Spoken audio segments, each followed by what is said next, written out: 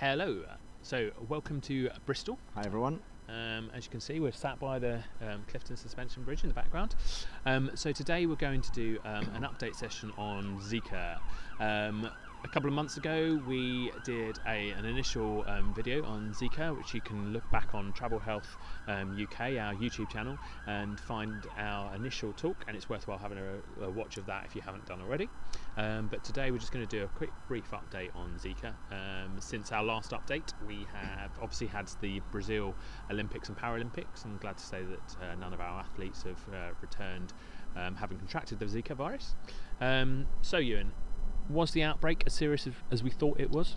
Well, yes, in some ways it's been a very serious outbreak, really. The causal link to microcephaly has been, the scientific community have become more and more confident that there is that causal link.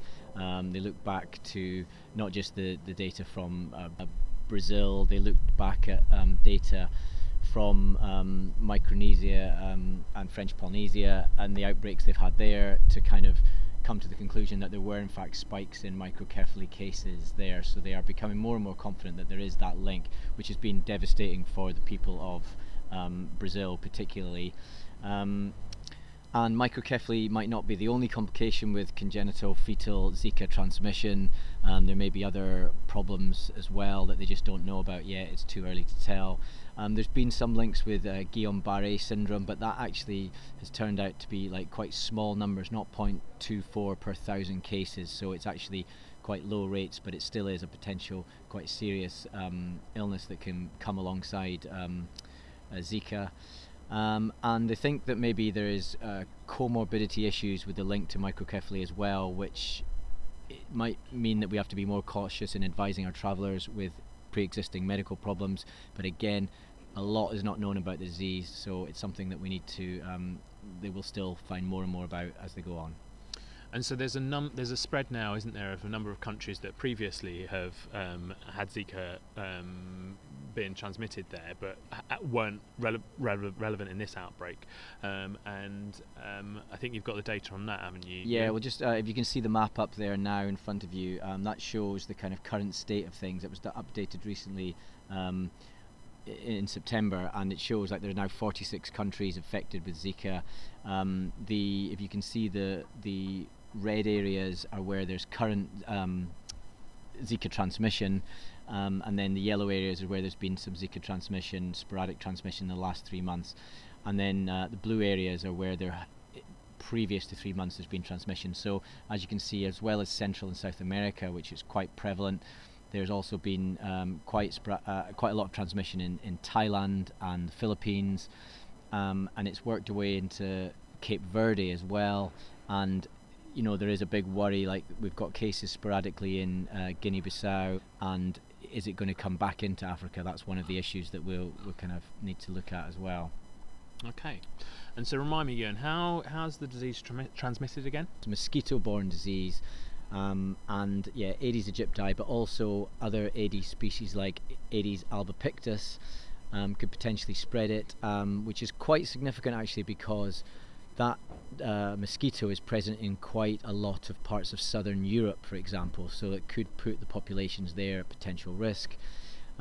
It's also been known that the Culex mosquito can pass it on as well, which would change things potentially, as it's a nighttime biting mosquito, so it's not just like a daytime biting mosquito with the Aedes mosquitoes. So we also know that in fact there is mother to fetal transmission, as we've mentioned. It can also be sexually transmitted, and that causes a whole load of extra complications, and then possible transmission through breastfeeding as well. And as we said before in the last discussion on Zika, that 80% is asymptomatic with Zika virus. So in fact those people are carrying the disease and are the hosts of the disease, as are other animals, so it's being spread without much control of what we can do about that.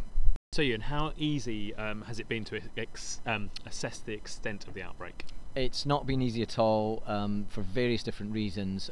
It's been difficult to diagnose Zika for a number of reasons. The time of the antigens in the blood, You have to catch it at a certain time, and that's very difficult for people to get blood tests at the right time.